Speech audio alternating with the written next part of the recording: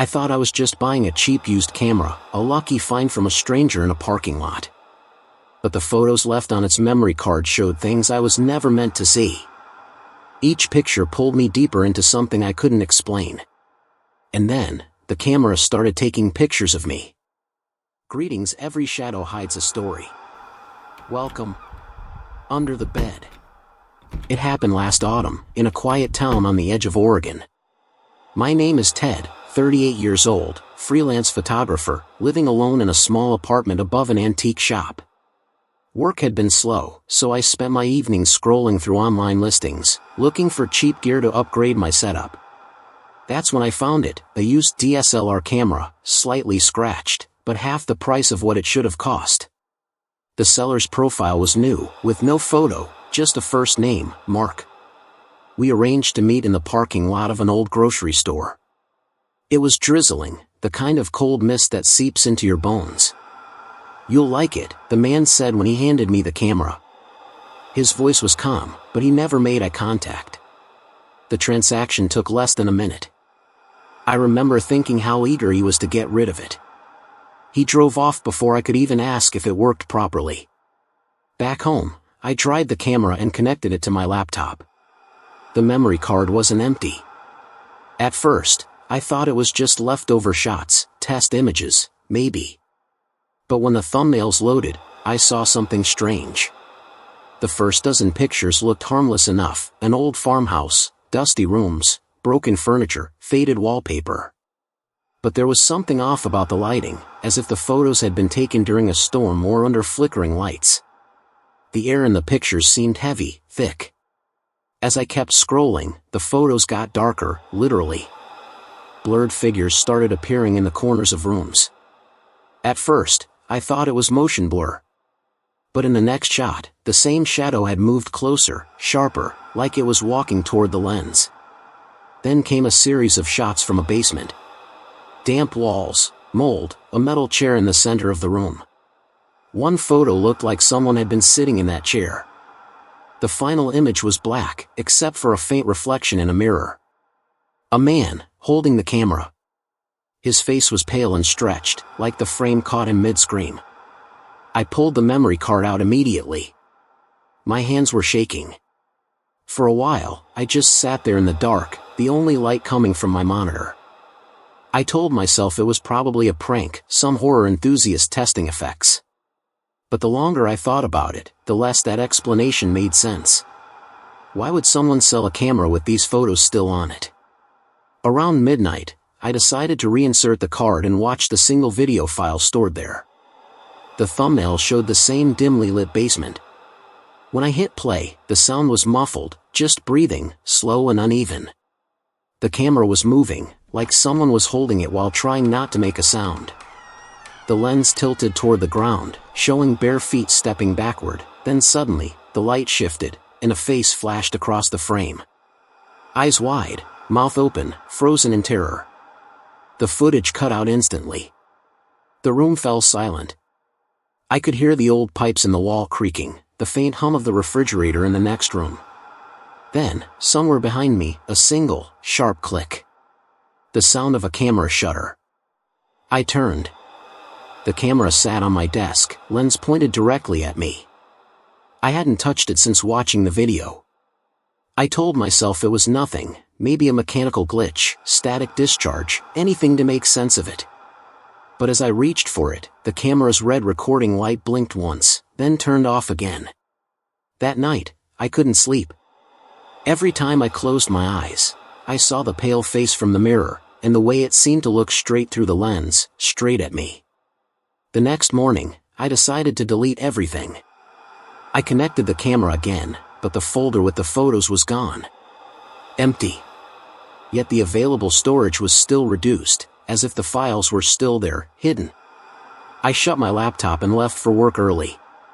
But before closing the door, I glanced back at the desk. The camera was still there, silent and still, yet somehow, it felt like it was waiting. 2 nights passed after I found the footage, and I convinced myself it had all been in my head. The weather had turned colder, the kind of damp chill that crept under the windows and made everything feel smaller. I tried to work, editing photos for a client, but my attention kept drifting toward the shelf where the camera sat. I had unplugged the battery, even removed the memory card, yet every time I looked at it, I had this uneasy sense that it wasn't as still as it looked. On the third night, around 2 a.m., I woke to a faint sound. At first, I thought it was coming from the street, the steady rhythm of footsteps. But as I listened, I realized they were too close. Slow, deliberate. Inside. I sat up, holding my breath. My apartment was small, a kitchen, a living room, and the narrow hallway leading to my bedroom. I could hear the footsteps stop somewhere near my desk. Then came a soft click. That same click I'd heard the night I played the video. The sound of a camera shutter. I turned on the light, but the room was empty. The camera sat exactly where I'd left it. The lens cap was on, the battery still out. I stood there for a while, waiting, trying to calm the pounding in my chest. Eventually, I picked it up. The body was cold, heavier than I remembered. Out of instinct, I pressed the power button. It turned on. I stared at the screen, frozen. The display showed the date and time, accurate, but there were new files. 10 photos. I hadn't taken them. My fingers trembled as I opened the first one. It was my bedroom, dimly lit by the streetlight outside. The next showed my living room, the desk, my jacket on the chair. Another showed me, asleep. Each photo was taken from a different angle, closer each time. The last image stopped my breath completely. I was lying in bed, the blanket pulled halfway down, my face turned toward the camera. My eyes were half open. I threw the camera onto the couch and stepped back. My first thought was that someone had broken in, taken the photos, and left. But there was no sign of forced entry, no missing items, nothing moved. I checked the locks 3 times before I sat down again. The only sound was my own heartbeat. The next morning, I went through my apartment inch by inch, under the bed, in the closet, behind the curtains. Nothing. I told a coworker about it later that day, in a joking tone, as if it was something weird that happened to a friend. He laughed and said, "Maybe the camera's haunted." We both smiled, but when I got home that night, the apartment felt different. Colder. I decided to record myself sleeping, just to prove I was imagining things. I set up my phone on the dresser, facing the bed, and left the room light dim. It took hours to fall asleep. When I woke up, the phone battery was dead. I plugged it in and waited. The video started normally, me tossing and turning. Then, around 3:14 a.m., the bedroom door slowly opened. I could see the faint outline of the camera on the desk. Its red recording light was on. The camera was pointing straight at me. My stomach turned. I paused the video and checked the real camera. It was off again. I replayed the clip, frame by frame, until the moment the door began to close. Before it shut completely, a hand appeared in the corner of the screen. Pale, still, and gone in an instant. The rest of the day, I couldn't focus. I tried to tell myself it was a reflection, a glitch, something explainable. But when I checked the footage again that evening, the file was gone. Not corrupted, just erased. That night, I locked the camera in a drawer. I didn't care if it was childish. I needed it away from me. Still, at 1:30 a.m., I woke up again. This time, not to footsteps, but to the faint sound of breathing. Slow. Steady. Coming from the other side of the room. I reached for the lamp, but before I could turn it on, the sound stopped. The silence that followed felt alive. I finally got up and opened the drawer. The camera was there, lens cap off. Its screen glowed faintly, showing a new folder name I hadn't seen before. It read, "Tonight." I didn't open it. I just stared until the light faded and the room went dark again. I didn't sleep after that night. Every creak in the walls made me sit up, every flicker of light made me think the camera had turned itself on again. By morning, I felt dizzy from exhaustion, but one thought kept spinning in my head, the pictures. The old farmhouse I'd seen on the memory card. I decided to find it. Maybe if I knew where those photos were taken, I'd understand what was happening. I connected the camera to my laptop again. Somehow, the files that had vanished before were back, every one of them. I opened the first photo, then checked the file details. GPS data. The coordinates pointed to a rural area about 50 kilometers away, near an abandoned stretch of farmland. I told myself it was probably harmless, maybe the camera's last owner had been an urban explorer. I convinced myself I was going there just to clear my mind, to prove there was a logical explanation. But deep down, I already knew something wasn't right. By noon, I was driving out of town. The road grew narrower the farther I went, the trees closing in from both sides. My GPS lost signal 10 kilometers before the destination, but I kept going until I saw it, what was left of a farmhouse standing alone on a slope, surrounded by leafless trees. The roof had collapsed on one side, and the air smelled faintly of burnt wood. I parked a few meters away and stepped out. The wind was sharp, carrying the faint sound of something metallic clinking, maybe a loose piece of gutter or an old tool swinging in the breeze. The closer I got, the colder it felt. Inside, the house was a shell. Floorboards broken, wallpaper peeling in ribbons. A staircase led up, but I didn't trust it to hold my weight. I walked toward what used to be the living room, where the light from the open door barely reached. That's when I saw it, a half-melted camera tripod lying in a corner, covered in ash. My chest tightened. It looked exactly like mine. In the next room, there was more equipment, pieces of burned metal, a cracked lens, a flash attachment fused to the floorboards. Whoever had lived here, they'd been filming something before the fire. On the wall, black streaks crawled upward, as if the smoke had risen from the center of the room. I crouched down and found a small, circular burn mark in the wood. It was the exact size of my camera's base. For a few seconds, I couldn't move. I just stared at that mark until I heard it, a faint shuffle upstairs. I froze, listening. Then came a single, dragging step, like someone moving slowly, 1 foot at a time. "Hello?" My voice echoed through the hollow house. No reply. I took 1 step back toward the door, but then my eyes caught something through the cracked window. Across the field stood a figure, tall, motionless. I couldn't see details, just the outline of a man.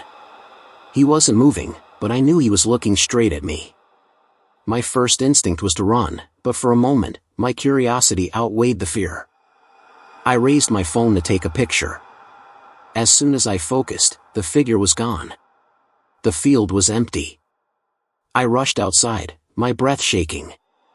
The air felt heavier, thicker, like a storm was about to break. I turned to the house one last time, and that's when I saw it through the window. A shadow in the same spot where I'd been standing minutes earlier. My own silhouette, but the head was turned toward me. I didn't wait. I ran to the car, started the engine, and didn't look back until I was halfway home. When I finally got inside my apartment, I locked the door and threw my keys on the table. My clothes smelled faintly of smoke. I connected the camera again, desperate to delete everything, but before I could, new photos began to load. At first, I didn't recognize them. A dirt road, a wooden fence, then the charred walls of a house. My hands went cold as I realized these were the pictures I had taken earlier that day, except I hadn't uploaded them. The timestamps matched the exact time I was there. And then came the last photo. It showed me, standing next to my car, staring at the house. But I hadn't taken that shot. I looked closely at the reflection in my car window. Someone was behind me in the photo, just at the edge of the frame, tall, blurred, and unmistakably the same outline I'd seen in the field. I turned around instinctively, scanning the apartment. Empty. The city outside was quiet. But in the corner of my desk, the camera's red light blinked once, as if acknowledging I'd seen enough. That night, I tried to sleep, but every time I closed my eyes, I saw that burned house, and the shadow standing in the window, wearing my shape. I didn't touch the camera for 2 days after I came back from that house. I shoved it into the drawer and tried to forget about it. But the harder I tried, the more it felt like the thing was still there, waiting. Every sound in the apartment made me jump, the heater clicking, the pipes groaning. I told myself I was just exhausted, that my mind was playing tricks on me. On the third night, I woke up to a faint mechanical whirring. It was the same sound the camera made when it focused before taking a picture. I froze in bed. My drawer was slightly open, and the red recording light glowed faintly through the crack. I got up slowly and reached for it. The moment my hand touched the drawer, the light went out. The room fell silent again. I stood there in the dark, breathing hard, then finally pulled the drawer open. The camera was cold. When I picked it up, the screen turned on by itself. A new video folder appeared, one that hadn't been there before. Its name was just a date. That night's date. My thumb hovered over the play button for a long time. When I finally pressed it, the video opened to a shot of my bedroom. The footage was shaky, filmed from the corner of the room near my desk. The timestamp said 3:11 a.m. I was asleep in bed, the blanket pulled up to my chest. For a few seconds, nothing happened. Then, the camera slowly tilted downward, focusing on my face. Someone was breathing close to the microphone. I could hear it clearly. Slow. Deep. Careful not to wake me. The camera moved closer. My own sleeping face filled the frame. Then, from behind the camera, a whisper, quiet, almost a sigh, "You shouldn't have watched it." The footage cut to static. I dropped the camera. For a moment, I couldn't move. My entire body went cold. I rewound the clip again, thinking maybe I'd misheard it, maybe it was an old recording somehow mislabeled. But the date and time matched perfectly. That video was filmed in my apartment, while I slept, less than 2 hours ago. I called the police. When they arrived, I tried to show them the footage. But when the officer plugged the camera into his laptop, the folder was empty. He gave me a look that said he didn't believe a word of it. He checked the doors and windows, found no sign of forced entry, and finally left me with a polite warning to get some rest. That night, I didn't dare to sleep. I sat in the kitchen, lights on, camera sealed in a bag. Around 3 a.m., I heard the faintest sound, a click from the living room, followed by another. It came from the camera, even through the plastic. I unzipped the bag. The power light was on again. I took out the battery and the memory card, placed them in different rooms, and went back to bed. But when I woke up, the camera was sitting on my desk again, fully assembled. A small puddle of water had formed beneath it, as if it had been left outside in the rain. The screen flickered on by itself. Another new video file appeared. My hands shook as I opened it. The footage was dark, showing only fragments of my apartment, corners, walls, the ceiling. Then the camera turned toward a mirror. For a split second, I saw a reflection, a man's face, pale and still, staring back through the lens. His eyes were completely black. The image glitched, and then I saw myself in the reflection, standing behind him. The video ended abruptly. I wanted to throw the thing out the window, to be done with it. I grabbed it, ran outside, and dropped it into the dumpster behind the building. My hands wouldn't stop shaking. I went back upstairs, locked every door, and finally felt a little relief. But the next morning, it was back. The camera lay on my desk, perfectly dry, the same faint smell of rain clinging to it. I stared at it for a long time before I noticed something new on the screen, another file, already playing. It showed a close-up of my bedroom door. The door slowly opened, and the camera panned toward my bed. I wasn't there. The lens turned to face the desk, to face itself. Then came a final frame, my reflection, staring into the lens, though I hadn't been near the camera. That night, I packed a bag and left the apartment. I drove to a motel on the edge of town, where the walls smelled like disinfectant and old smoke. I locked the door, drew the curtains, and tried to convince myself I was safe. But sometime after midnight, I woke to a sound I'll never forget, the soft, unmistakable click of a camera shutter, coming from the foot of the bed. I checked out of the motel the next morning, my eyes red and swollen from another sleepless night. I told myself I was leaving town for good, that I'd find some place quiet, throw the camera into a river, and never look back. I packed everything into my trunk except for that one thing. It sat on the passenger seat beside me, silent, the black lens aimed forward like an eye refusing to blink. The drive out of town was long and gray. Rain followed me most of the way, drumming on the windshield like impatient fingers. Every now and then, I glanced at the camera. Its light was off, but I couldn't shake the feeling it was still watching. I stopped at a clearing near the forest, miles away from any houses or roads. The rain had softened to a mist, and the air smelled of wet pine and cold earth. I stepped out, holding a can of gasoline I'd bought on the way. My plan was simple: burn it, scatter the ashes, and leave whatever it was behind me. But before I poured the fuel, I hesitated. Maybe out of habit, maybe out of fear, I lifted the camera one last time and turned it on. The battery should have been dead. Instead, the screen lit up instantly, showing a single option: take photo. I don't know why I pressed it. Maybe I needed proof. Maybe I wanted to face it. The shutter clicked once. I looked at the display. It showed me standing there, in the clearing, holding the camera, and behind me, in the fog, a dark figure barely visible. My breath caught. I turned around, but the clearing was empty. The trees stood silent, swaying lightly in the wind. My hands trembled as I opened the photo again. The figure was closer now, clearer. A pale face, half hidden in shadow, mine.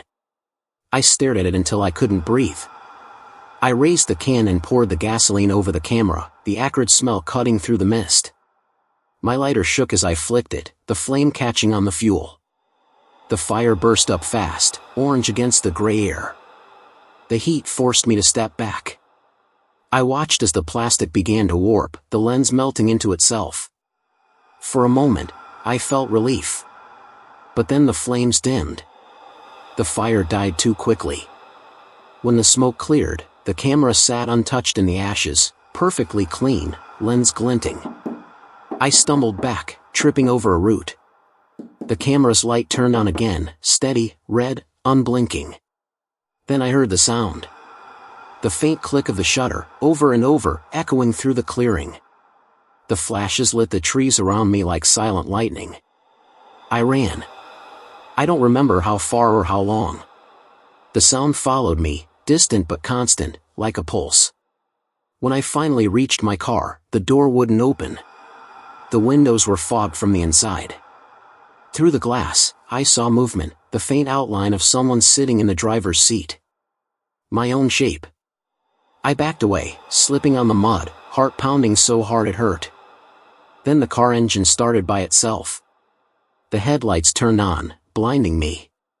For a second, I saw a reflection in the glass, me, but smiling.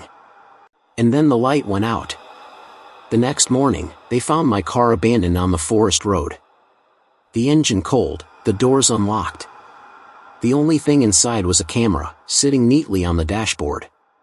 It was dry despite the rain. The police reviewed the photos stored on it, trying to make sense of what they saw.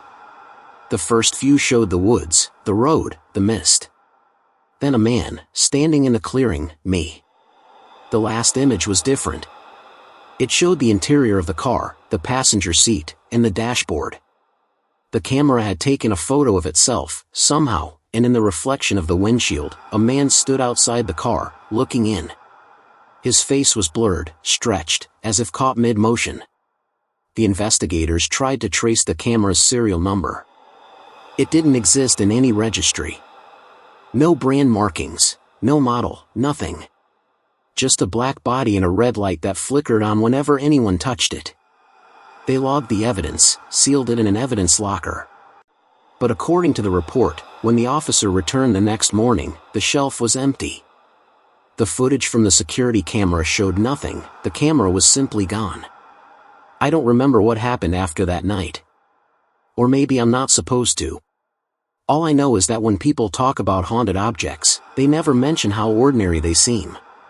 How easy they are to mistake for something harmless. Some nights, when the rain hits the windows just right, I still hear it, the faint click of a shutter, somewhere close, like it's waiting for another picture. Because somewhere out there, the camera is still taking them.